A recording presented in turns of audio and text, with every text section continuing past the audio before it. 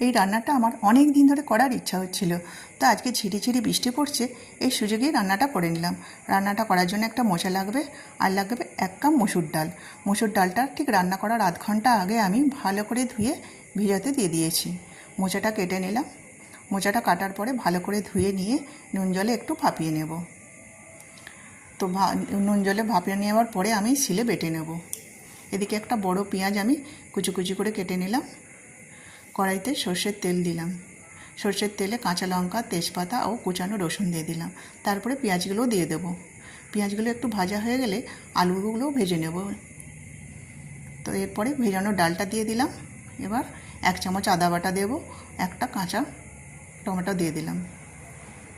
সব কিছু ভালো করে কষে নেওয়ার পরে পরিমাণ মতো লবণ, একটু জিরে, একটু ধনে ও কাশ্মীরি লঙ্কা দিয়েছি। এখানে আমি গুঁড়ো লঙ্কা ব্যবহার করিনি। বেটে রাখা মোচাটাও দিয়ে দিলাম, অল্প জল দিয়ে চাপা দিলাম। তারপরে একটু ধনেপাতা নিয়ে এলাম, টাটকা ধনেপাতা নিয়ে এলাম। গরম মশলা, চিনি, ধনেপাতা ও কাঁচা লঙ্কা অবশেষে দিয়ে দিলাম।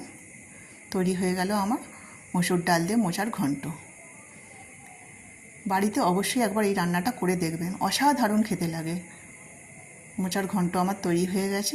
দেখতে যেমন হয়েছে, খেতেও কিন্তু খুব টেস্টি। আপনারা অবশ্যই বাড়িতে রান্নাটা করবেন।